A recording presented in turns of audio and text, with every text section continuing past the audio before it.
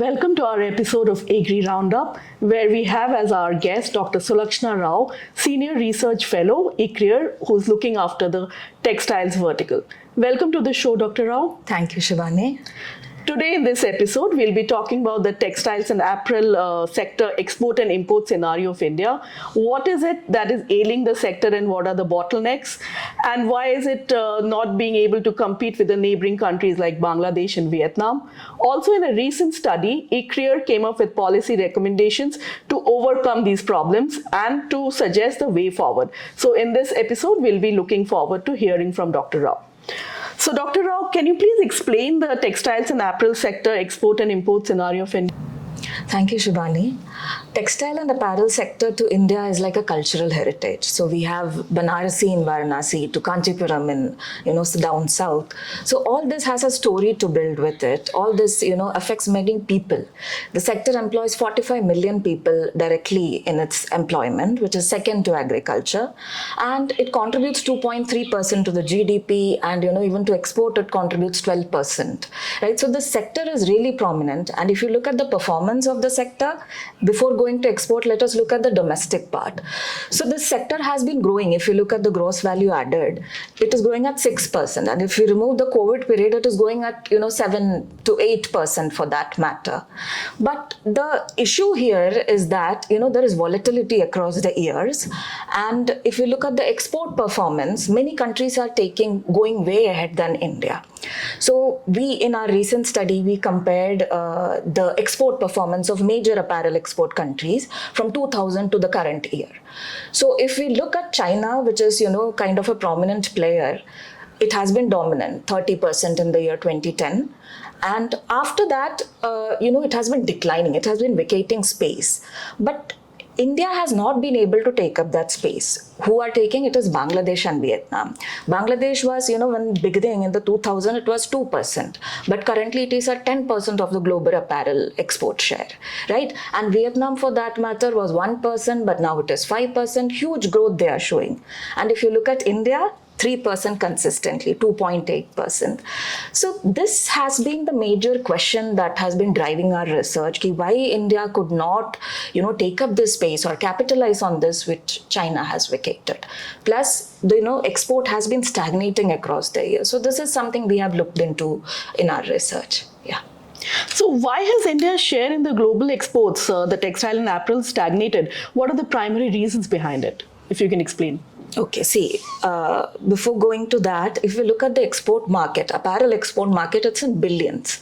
Textile and apparel market is 800 billion, apparel is 500 billion. So the market is huge. So somewhere in India's, domestic sector that we need to make things right. It could be scale or, it could be the free trade agreements, duty-free access. This is a game of margins, right? So countries like Bangladesh, it has LDC status, plus it also has duty-free access in countries like EU. EU is a major apparel export destination for India. And having a duty-free access adds to it, right? So India has around 9 to 10% of duty there, but Bangladesh going at 0%. Vietnam also has its fashion integration component, which is, currently missing in India. Plus it also has, trans-Pacific agreements, which are there with Canada or US for that matter. So these are all the reasons. And domestically, if we look at our part, there is a, scaling up issue. We are too dispersed. There are MSMEs involved. So somehow we need to integrate all our people together who are involved in textile and focus on an export, make it competitive, right, to them. So this is something that we need to look into. Yeah. Also, if you can tell us what are the main structural and policy challenges which is impeding India's textile and apparel sector? Yeah. So ICRIER our team recently conducted a research and we came up with a report from Farm to Foreign, the saga of Indian textile and apparel sector.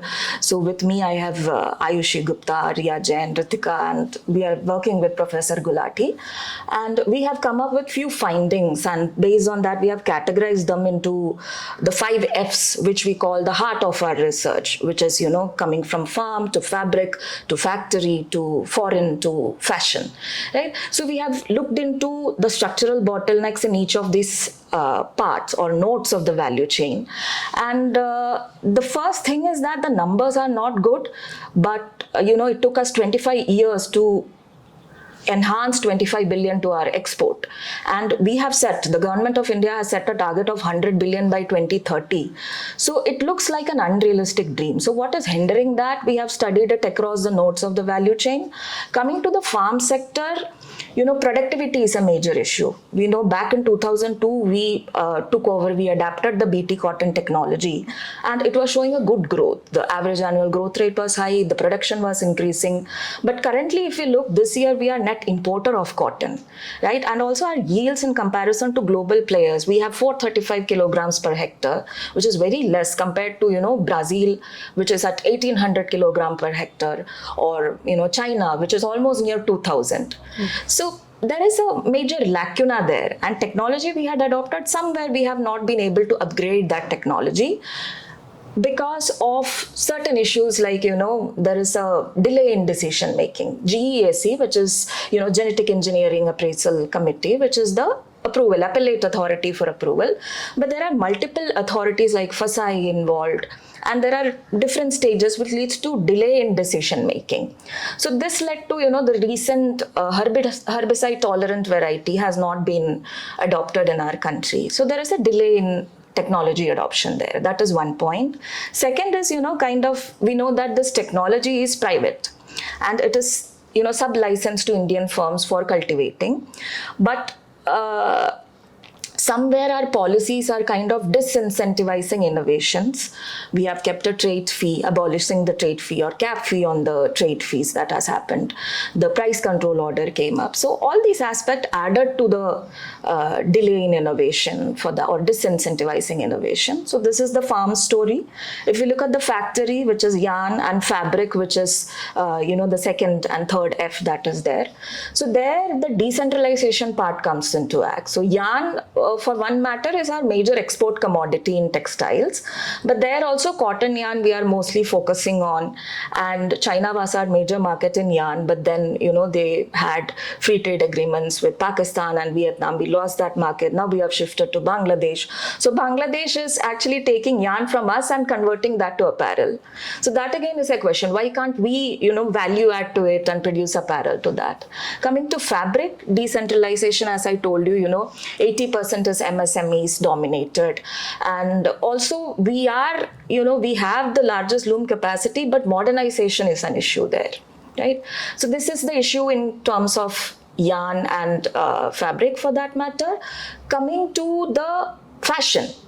So this apparel drives the exports. Major demand among the importers is for apparel. So India also exports needs to be garment driven, right? And in terms of fashion, what we face is again the decentralized MSMEs which are there. Plus another issue is the dispersed supply chain. You look at cotton, India is cotton centric. If you look at cotton, we produce it at Gujarat or Maharashtra, then down south it goes to, Tamil Nadu for spinning into yarn, then it moves back again to Gujarat or Rajasthan for dyeing or all of that process. And then apparel is apparently, kind of stitched across the country.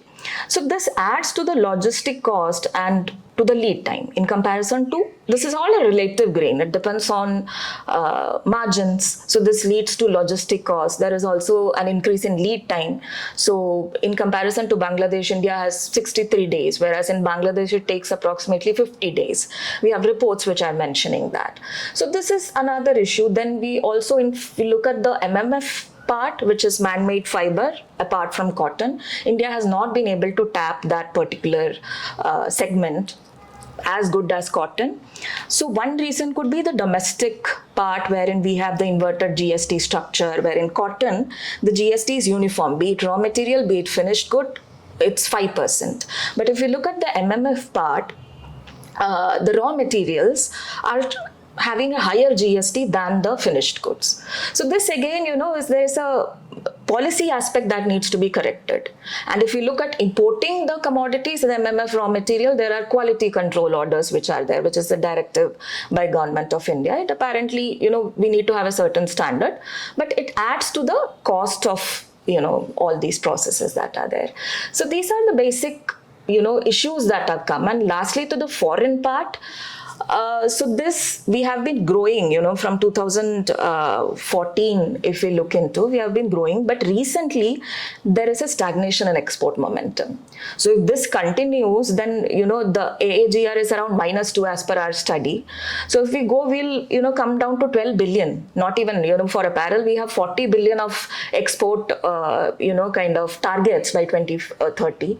So certain things need to be set right for this. So we have looked into what could be the reasons for this. And as I told you, the lack of scale and all these policy aspects, this needs to be put in correct order to get all these things right. So these are, the structural bottlenecks. Why are we losing ground in the global apparel trade? The momentum has halted, as I told you. It's, certain things from the domestic part and certain things, like I told you, it's a relative game. So in Bangladesh, the labor is relatively lesser costing to them. And in India, we pay, for overtime, we have almost rigid labor law since 1948. And in coming to overtime, for that matter, we are paying double the ILO, what is wage rate, and ILO standard says 1.25 times.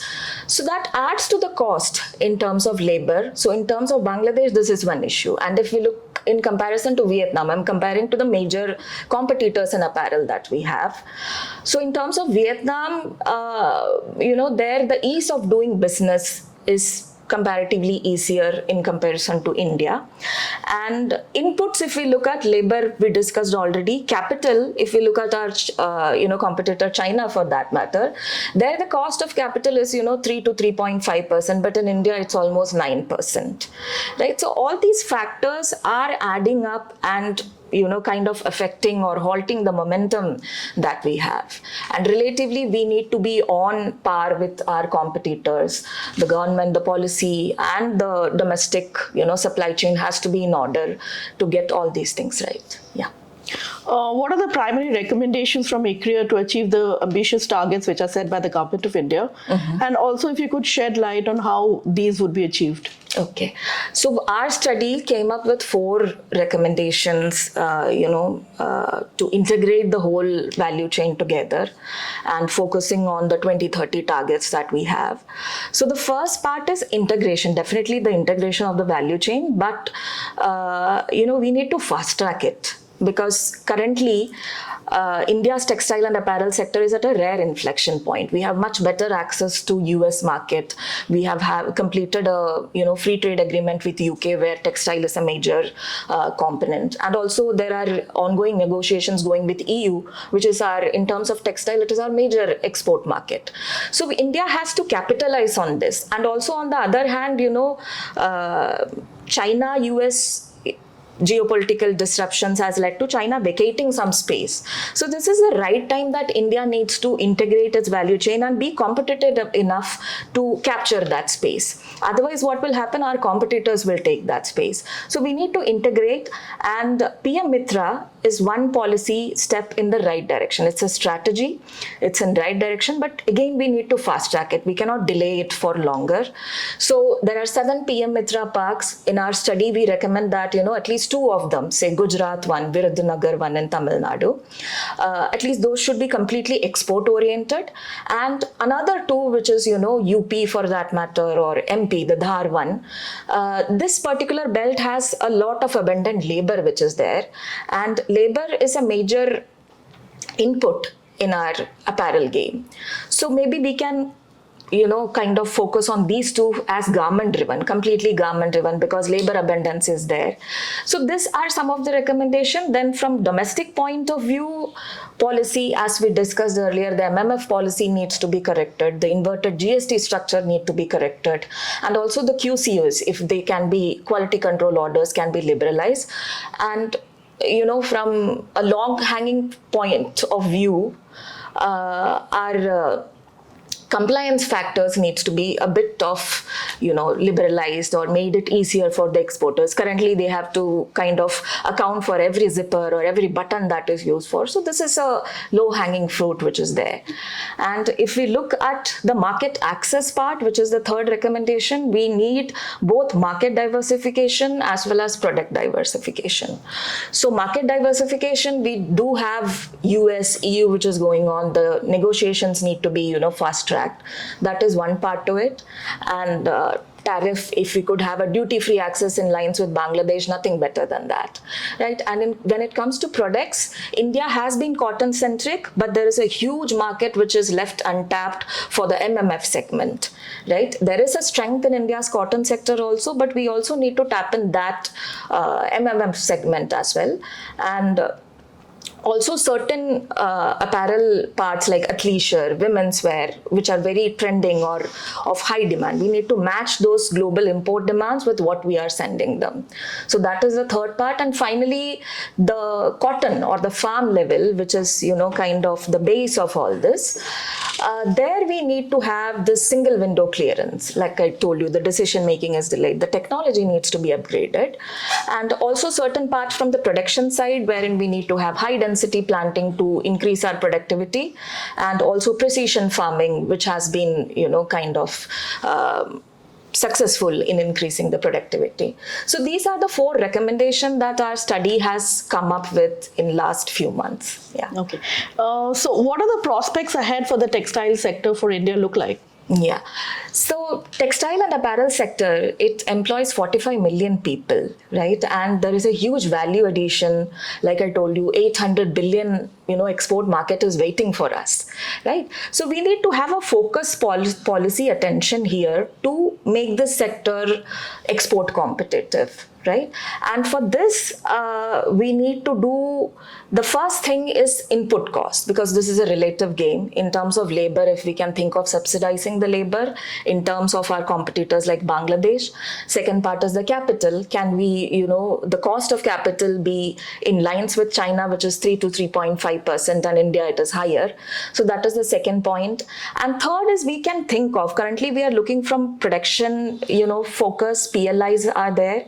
If we could look from export-linked incentive perspective, so if our incentives can be based on winning global markets, or if we have, the exporters have been able to have a better share of certain export markets like EU or UK, and if we could incentivize those, then that could, maybe take this sector to where we want to reach 40 billion apparel exports, or 100 billion textile and apparel exports. So this, everything needs to be put together. And one point is that, the world will not wait for India to put all its policy aspects together or, value chain together. We have to act now. And our real litmus test will be timely execution of all these policies that we have discussed about. Then definitely our, the textile sector is now at the forefront, and we can reach the 100 billion target. Yeah. Thank you. Thank you, Dr. Rao, for sharing your valuable insights, and we hope to see some of ICRIER's recommendation put in action soon. Yeah. Thank you. We look forward to that too. Thank you.